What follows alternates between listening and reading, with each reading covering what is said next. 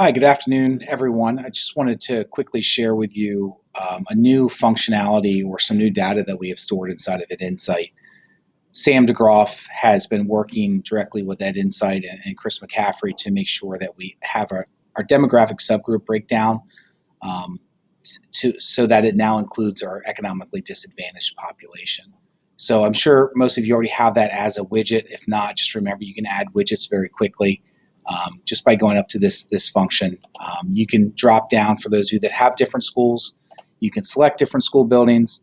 I just thought that this was a really nice piece as we're starting to have larger conversations around district feasibility, the possibility of, how do we create systems that are more responsive to an equitable distribution of financial and human resources.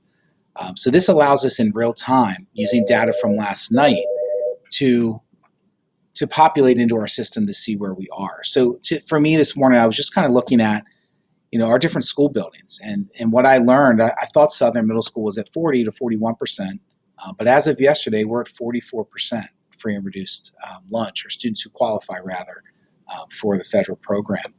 So this is a large number, and as you will see when you look at your schools, my suspicion is your schools are also higher than what you believe they are.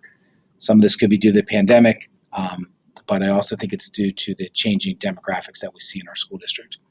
So reminder that you can always click on the students here that we have. You can get into this general spreadsheet, if you will, which will take you down and allow you to dig even deeper into each student.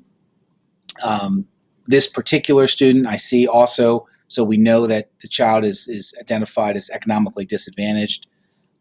This particular student is also an ELL, an English language learner.